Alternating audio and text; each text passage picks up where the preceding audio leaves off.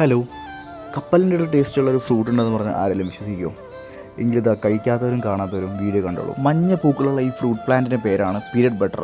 South America ആണെങ്കിലും കേരളത്തിൽ വന്നിട്ട് ഒരുപാട് കാലമായിട്ടോ.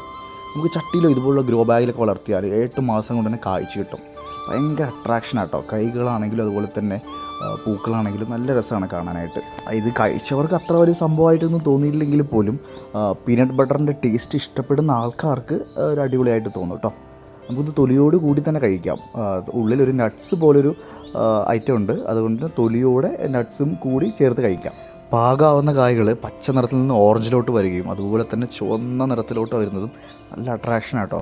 എക്സോട്ടിക് ഫ്രൂട്ട്സൊക്കെ ഇഷ്ടപ്പെടുന്ന ആൾക്കാർക്ക് വീട്ടിൽ വെക്കാൻ പറ്റിയ നല്ലൊരു വെറൈറ്റി കൂടിയാട്ടോ ഈ പീനട്ട് ബട്ടർ. തൈകൾ വാങ്ങാൻ ആഗ്രഹിക്കുന്ന ആൾക്കാർ നമ്മുടെ വെബ്സൈറ്റ് വഴി ഈസി ആയിട്ട് ഓർഡർ ചെയ്യാവുന്ന കേട്ടോ.